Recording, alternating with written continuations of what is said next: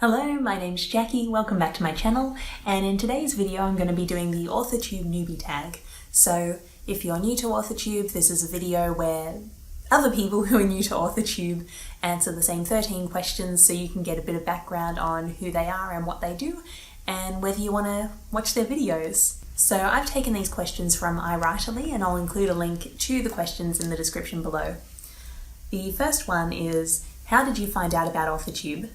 So I have been interested in watching writing channels for a couple of years now, but I only came across AuthorTube a couple of months ago when the YouTube algorithm recommended one of Kate Kavanagh's videos. I think it was her I Tried Writing Like Stephen King for a Day video, and then I was hooked. And what I really liked about it is, although there are a lot of writing advice videos on YouTube, what I liked about AuthorTube was it was so much more about the process and just seeing people write and seeing people try things and see what worked and what didn't.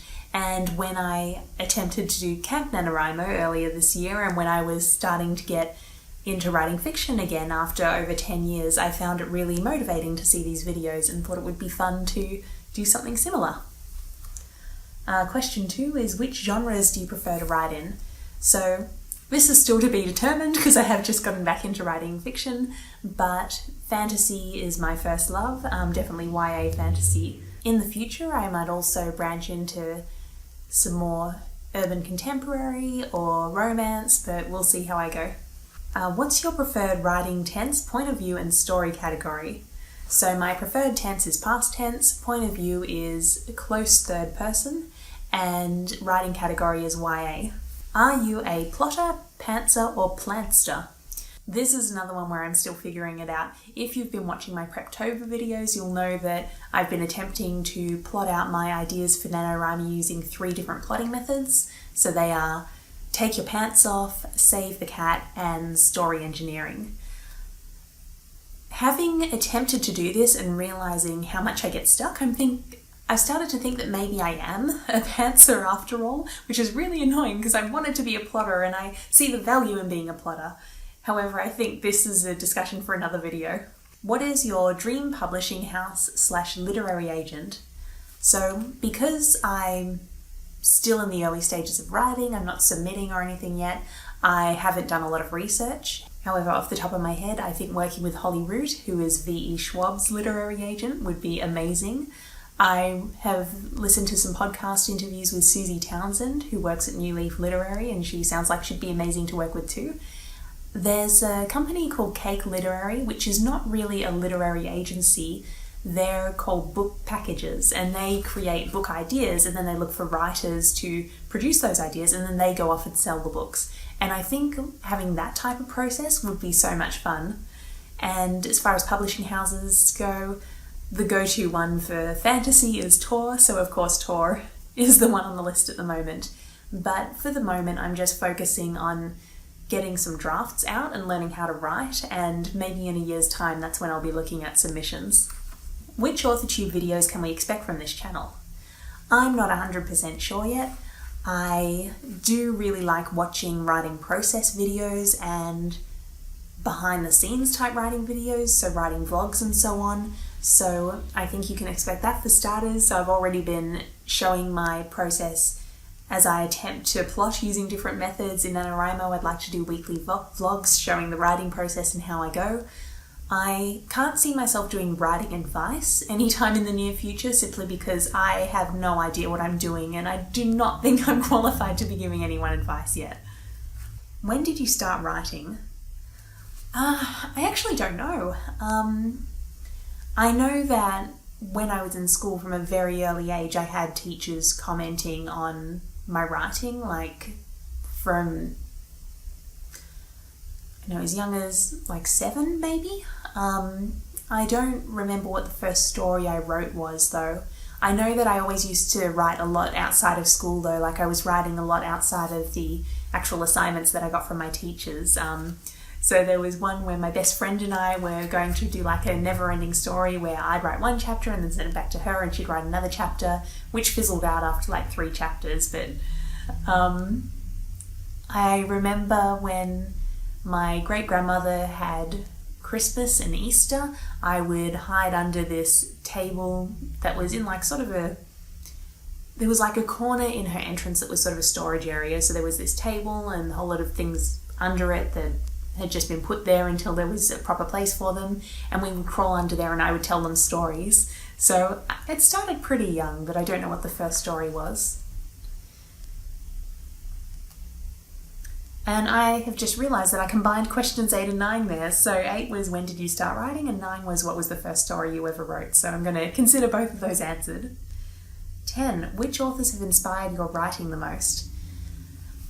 What is becoming a recurring theme for this video is that I am just getting started in writing, and that means that I'm still finding my voice and my approach. So it's not clear if I'm being particularly influenced by any one author. Having said that, when I was writing back in high school, I remember that my voice would change dramatically depending on who I was reading at the time. So when I was 14, 15, I was reading a lot of Terry Goodkind and his Sword of Truth series, and the fiction I was writing at that time sounded a lot like that.